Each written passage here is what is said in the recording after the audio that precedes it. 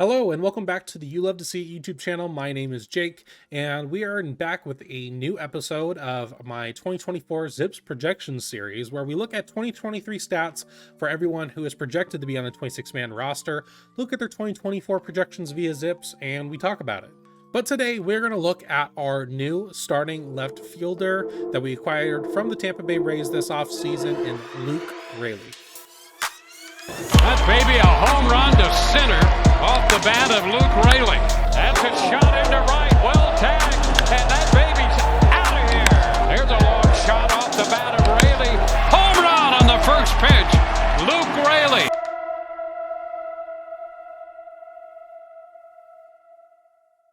Overall, numbers-wise, Luke Raley had a pretty good 2023. Shook out of 406 plate appearances, a slash line of 249, 333, 824 for 19 home runs, a WRC plus of 130, and 2.6 FWAR.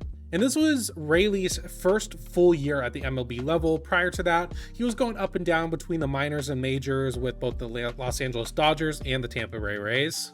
As you can see, he had a decent year. He had a very above average WRC plus. However, a lot of that was accumulated before July. And this is what the main narratives I've seen with acquiring Luke Raley is that his first half was great, but his second half, not so much. And to put that in perspective, his stats from March through June, he slashed 280, 363, and 940 for 13 home runs. In July through September, it was 214, 300, and 693 for only 6 home runs. So it's hard to say what this is due to. I couldn't really see any specific injuries that would have led to this. The only injury he had last year was in late September, so that wouldn't have affected his second half numbers as far as I'm aware. But Luke has been acquired to essentially be the Jarred Kelenic replacement. And those are big shoes to fill. Even if Jarred never really came into his own fully in the Mariners uniform, he's still probably going to be a pretty decent player in the rest of his career. And pretty much one of the main holes in his game last year was his K percentage, which was pretty bad.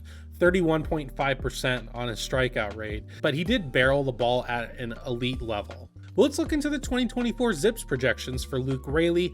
It has him at 387 plate appearances, a slash line of 249, 333, 824 for 107 WRC plus and 1.1 FWAR. So basically a league average bat, which I'm pretty much fine with as long as it's not below league average. Less FWAR than I'd like. However, I do want to point out only 387 plate appearances.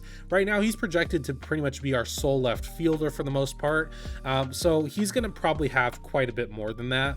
I do think that Raley being a lefty hitter is going to be helpful for T-Mobile Park. We've talked about it ad nauseum at this point, but it likes line drive lefty hitters, and with him being above average in barrel percentage like elite last year, that could play very well for him. The one big downside of Raley's game is he does have a pretty bad strikeout percentage at 31.5% last year. And I know one of the big things for the Mariners front office this year was breaking down on those strikeouts, and that's why we got rid of Eugenio Suarez and Jarred Kelenic. And most of the guys we've gotten are pretty decent at strikeouts and don't strike out too much.